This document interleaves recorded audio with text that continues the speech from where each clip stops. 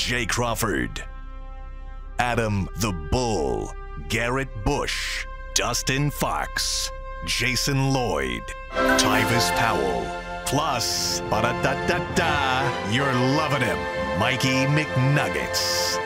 And so many big names, it would take me hours to say all of their names. The ultimate Cleveland sports show starts now. Booyah! Happy Friday and welcome to the Ultimate Cleveland Sports Show on WKYC. I'm Jay Crawford. Over the next 30 minutes, we're going to predict whether or not the Cavs can run their unbeaten streak to start the season to 14 games. And breaking news, the Browns play Sunday. We'll pick the winner.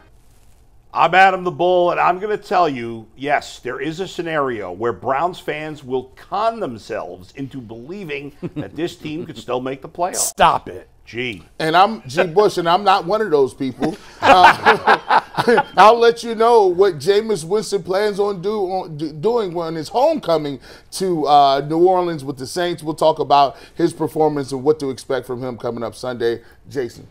I'm Jason Lloyd. The Saints have an interim coach, Darren Rizzi. They won their first game with him last week. Is the interim coach thing real? Do teams really get a boost off just looking at a new face and hearing a new voice? We're going to talk about it. Mikey. Plus, the Cavs don't have one. They have two elite closers right now, and that is causing headaches and nightmares for opposing defense. We'll talk about that advantage later in the show, but we start today with the Browns. Yeah, we do. Jameis Winston, his first game out, looked like Jameis at his peak when he was with the Buccaneers throwing for 5,000 yards.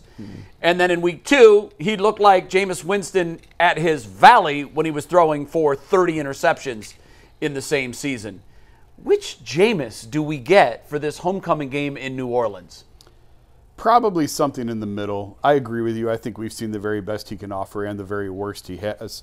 Reality is probably, hopefully, somewhere in the middle. He should be motivated going back to New Orleans, a team that gave up on him, more or less. And we'll see. Like, just don't turn the ball over. That's really it. Just don't turn it over, and you'll give them a chance to win the game. You know, I'm looking for more of that old feel, that old Kevin Stefanski playbook. I need to see play action Jameis Winston. I don't need to see shotgun 5 wide Jameis Winston. We've seen what that gets us. I think that you will see a little bit more of a mix. I think he'll have somewhere around 250 yards, maybe 2 touchdowns, 1 interception.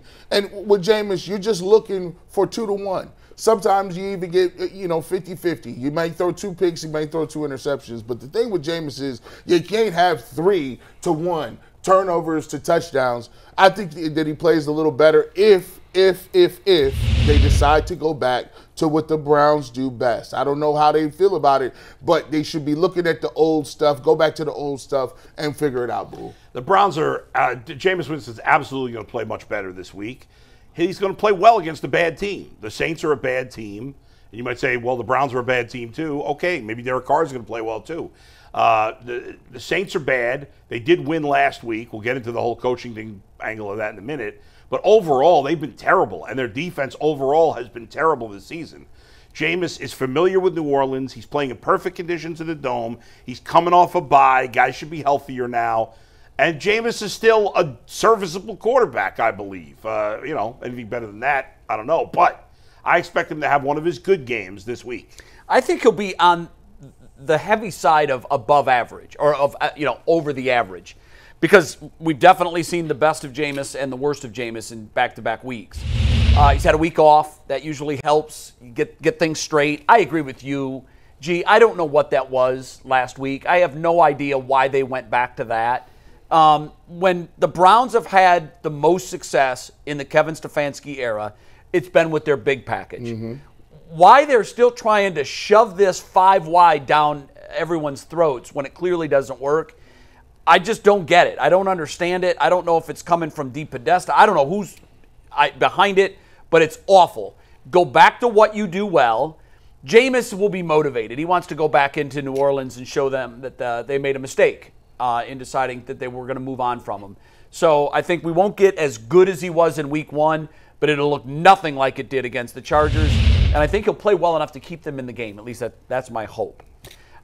This is interesting for the Saints. Mike, I know you sent us an incredible stat that measures the impact of an interim coach in their first week. And that's what Darren Rizzi was last week. That's right. The Saints had been on a terrible, I think a 7-game losing streak after starting the season absolutely on fire.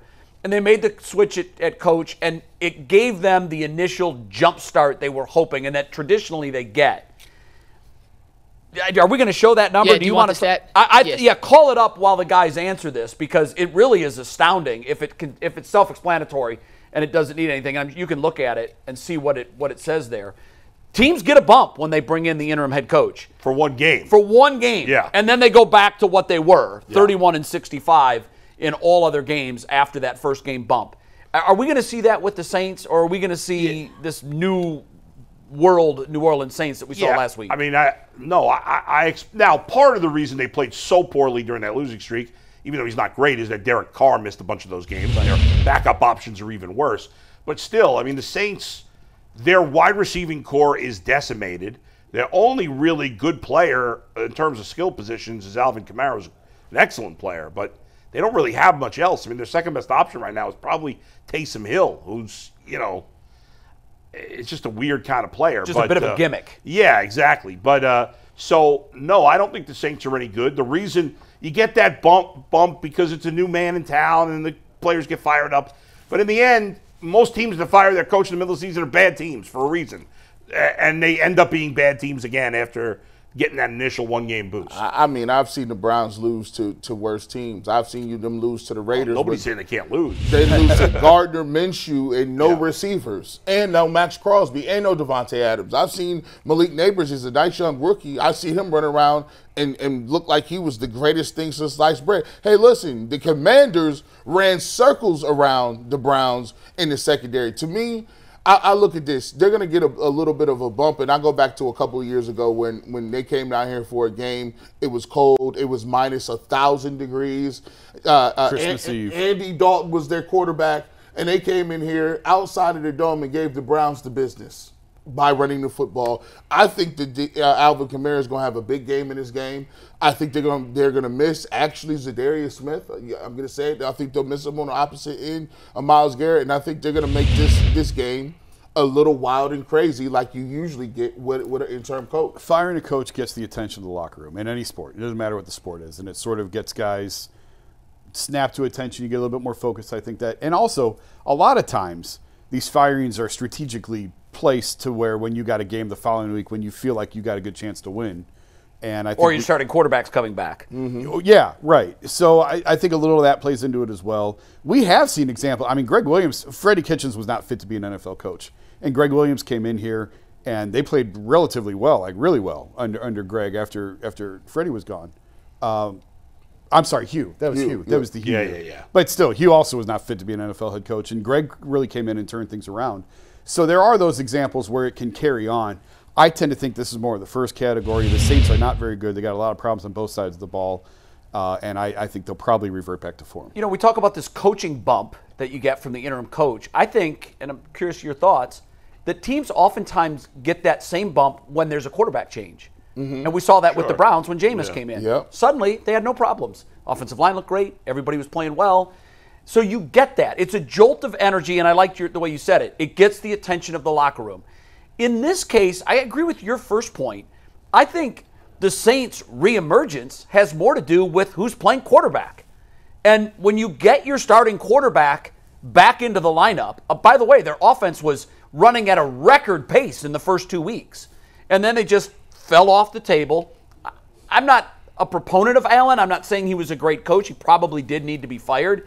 But I thought it was a little raw the way they did it. If you want to judge him with the starting quarterback. Give him last week. Give him one more week. But to your point, I think teams strategically make that move so they can make themselves look like it was the right move. Well, however, in this case, that wasn't the case because the team they played was the Falcons, who had been playing very well before that. Very well, but they got their starting quarterback back into the lineup. And I think but it wasn't like they could have fired him when they were playing the Panthers. Or the Browns. Or the Browns, yeah. All right, this is a fascinating topic. Yeah. Because we do this more than anybody. We're prisoners of the moment. Sure. After we saw Jameis, we all picked him to win the next week. They got boat raced. Is anybody on this panel going to trick themselves, or your word, con themselves into thinking that maybe in a year that seems to be down in terms of that 7th playoff spot, if they win Sunday, are we going to suddenly say, wait a minute, maybe there's a chance they make the playoffs? I'm not going to say it, but if Jameis plays well and the Browns play a really good game and win convincingly, there will be fans that will con themselves into it, no doubt about it, because especially if the Broncos also lose. Right now the Broncos are the last playoff team at 5-5. They're playing, I can't remember who they're playing. They're playing, I feel like, Atlanta, I think. So, Correct, Atlanta. Yeah. So they could definitely lose to Atlanta. Sure. And so if the Browns are 3-7 and the last wild card spot is 5-6, record-wise, it's not that much of a push. Now, if you look at the Browns' schedule, they have the second toughest schedule the rest of the season. That's why They're not say going no. to the playoffs. Yeah, right. But fans can convince themselves of anything. We've seen it, And I get it. especially our fans. Yeah. To me, being at the game, being in the locker room after the game, the season ended in Washington.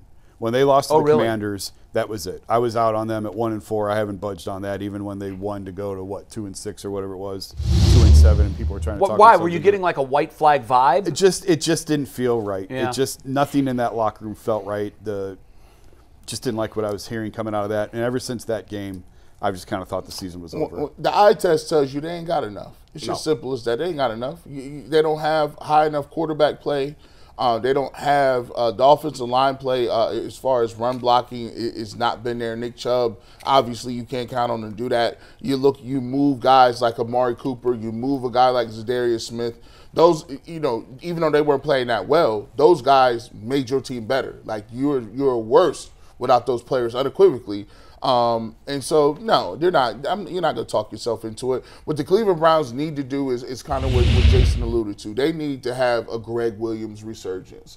They need to, if you play well down the stretch, I think Greg Williams went 5-3, was competitive in all those games. What you want to see is an evaluation period from Kevin Stefanski to see if he can turn some things around, or if you possibly could have a bridge-type quarterback or figure things out with some young players. But as far as that playoff stuff, that's not happening. Yeah. What do you think the Browns' win total is going to be at the end of this year right now? 4? I think they're going to 3 to stumble 4. into 2 more. Yeah. If it was me, this would be the last week Jameis Winston plays quarterback. Yeah, because you have to evaluate I would DTR. make What do you the have? move. If he's healthy, if the finger's healthy, and I don't know that we know that 100%, but if he's ready to go, I would play Dorian from I don't know why they're still that's going to be playing Jameis. harder to do if he plays well and they win. Sure. Yeah, Which so- is why I would. But I agree with you. Everything that you do from here on out has to have intent. Right. And the intent on him is he the guy? And I don't think he is. But let's definitively figure that out. Right. I think I'd play him next week against Pittsburgh. Throwing DTR in his first game against Pittsburgh, the way they're playing defense. Hey, you're an NFL quarterback. Yeah, you're going to see Get him out there and twice a play. year no matter what. And you're going to have to decide. beat him last year. You're going to have He to did. decide whether or not you're going to be losing these games or not. Because, listen, we talked to Bernie. It's quarterback time. He said there's 2 quarterbacks, and they're going to go 1 and 2 in his mind. I've never got the impression from the Browns that they view Jameis Winston as a long-term solution at quarterback. So stop wasting your time. Yeah, move You're on just then. Come on, wasting do time. you think they really view DTR as a long-term solution? No, I don't. I but don't think they've ruled him out yet. I know they don't view Jameis that way. So Okay. what are you doing? Yeah. Why are you wasting time? All right, we're taking a break. Browns talk is done, except for our headlines, which are coming up at the end of the show. But coming up next, will the Cavs move to 14-0 tonight with a home game against the Bulls? We'll break it all down when the Ultimate Cleveland Sports Show comes right back.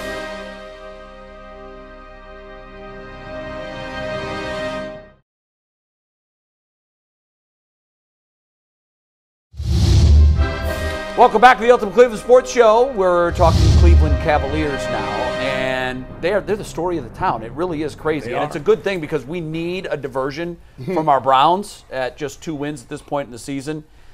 How much of an advantage is it for the Cavaliers that late in games, it doesn't just have to be Donovan Mitchell. They have multiple closers now. Not every team in the NBA can say that. Jason, how does that change their life? Huge. It's huge. And I think the Philly game the other night's a great example of that because you don't have to have Donovan do it every night now, but when you need him, he's there. It's the club in your bag. It's the hybrid, whatever you feel comfortable hitting, when you're in a tough spot.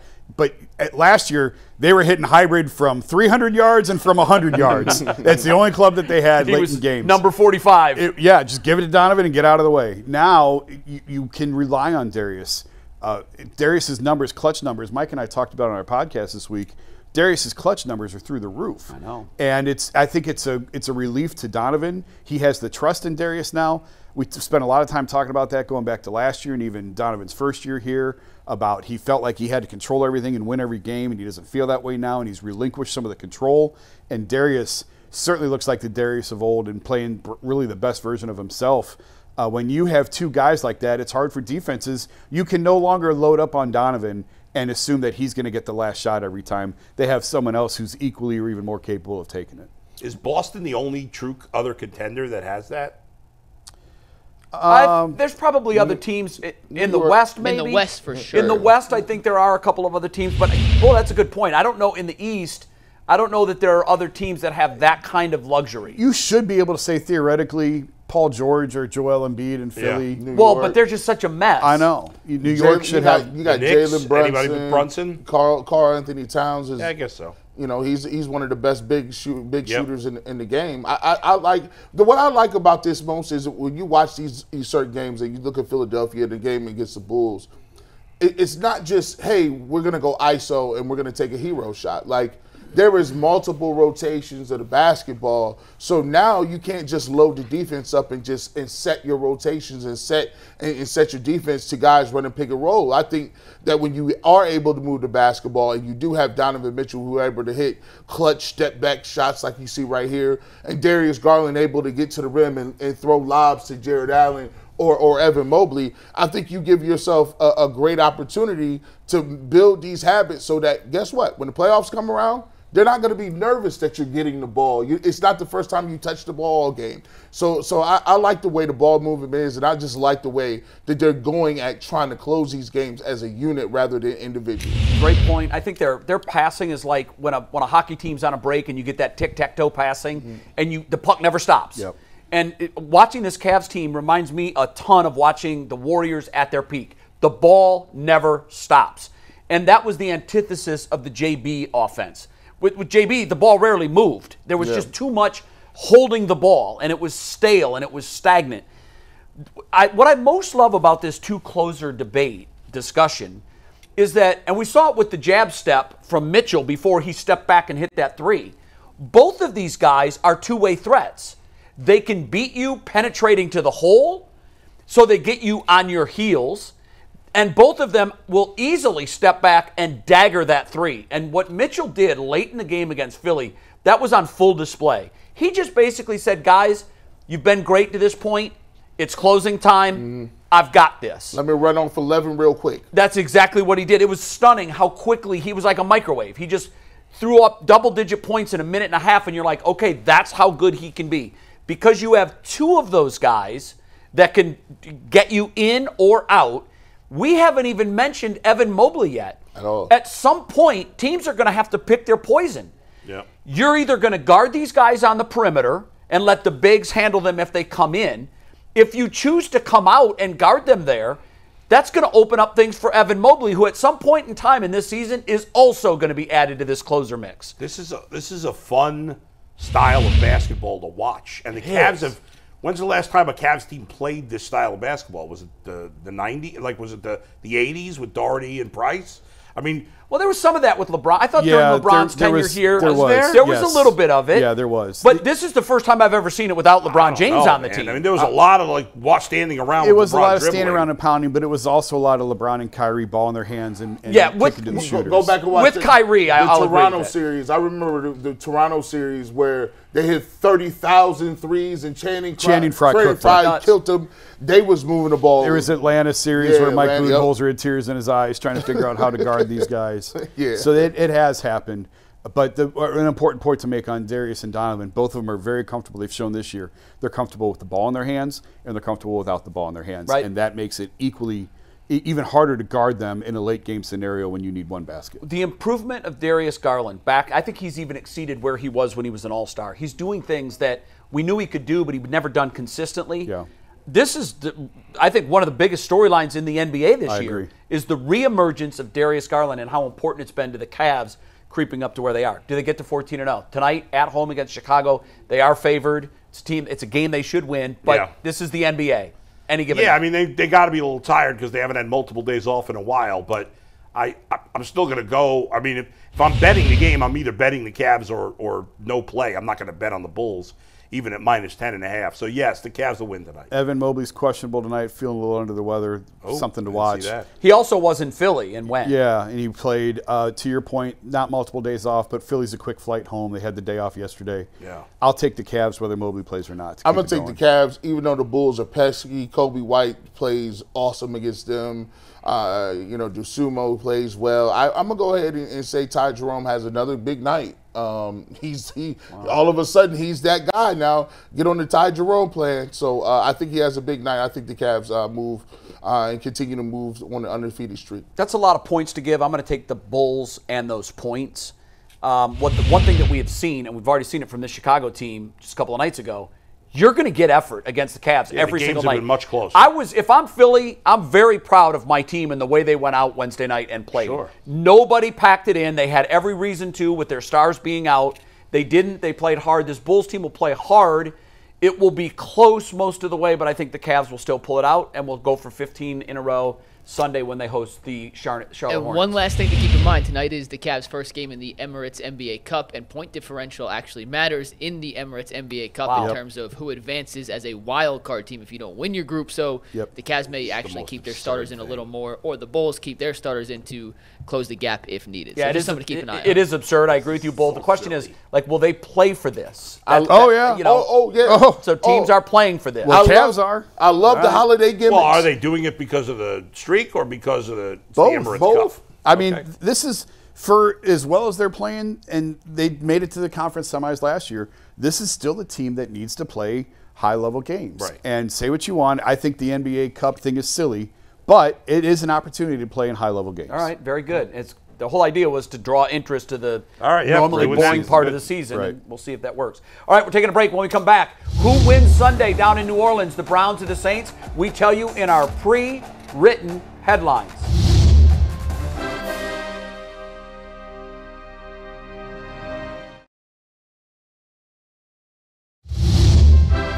Browns at Saints Sunday. Kick is 1. Pre-written headlines. G, who you got? Listen, I'm going to go with the Browns reluctantly. I think Jameis Winston comes back. He doesn't have a spectacular game, but I'm going to go ahead and say that his homecoming was a good one. I got the Browns deliver homecoming win. Winston makes plays late for a 26-24 win. I think the Browns win a nail-biter, and hopefully they can get a win streak going to make this season palatable. I had to chew on some antacid just to pick this game. This is nasty work. This is nasty work to even have to watch this game. I'll take the Browns because they're coming off the bye week. Browns bio win, extra week of prep helps in 2014 win over Woeful Saints. I don't have a great feeling about this either way. This game's a car crash to watch. It's the equivalent of Jake Paul versus Mike Tyson, the 27-year-old against the 58-year-old. Watch it at your own risk. All right. Which you will. By the way, he has to. It's his job. If the Browns lose this game, they're going to end up. They may end up with the first pick if they lose. They might, because You're I right. don't. There's no other obvious wins, and I think the game's a pick 'em or their Saints may be a 1-point favorite, whatever. But I got the Browns winning also this week. I'm confident in them for 1 week. I probably pick them to lose almost every other game this year. But the Saints come marching in for the Browns. I don't really believe in Saints, but, who knows? Maybe they do exist. And they're going to march in for the Browns. Browns keep slim playoff hopes alive. Stop it. Here you go. Tease with 27-17 win. Yeah, I can't get there. I picked them to beat the Chargers after that fool's gold from Jameis Winston. And fool me once. Shame the on rest you. of it. Fool me twice. Shame on me. So I can't do it. Can't fool me again. I think Carr's return had more to do with their win last week than their new head coach, who, by the way, said that the day started poorly when he clogged the toilet in the coach's room. Don't really need to hear toilet talk in my post-game news conference, but it is what it is. We might have toilet talk of a different kind this week. Browns get hit by a car. Trip to Big Easy ends with no beads in 27-17 loss. Man. So there you have it. Mikey, who you picking? Yeah, if you're not on TikTok, you might not get this one, but I had the Browns get a big boom in NOLA. Big Jameis Justice delivers the knockout blow to Darren the Rizzler Rizzi in a battle of terrible NFL teams. That headline made you less likable, Mike. At least among people our age. Yes. You just lost 3.5 points. But you gained a bunch of 18-year-old girls, though. Other than Riz, I have goal. no idea what you just said. I'll show you guys the TikToks after. All right. We'll see you on Monday. Enjoy the weekend. Peace. Big Cleveland sports weekend. Huge.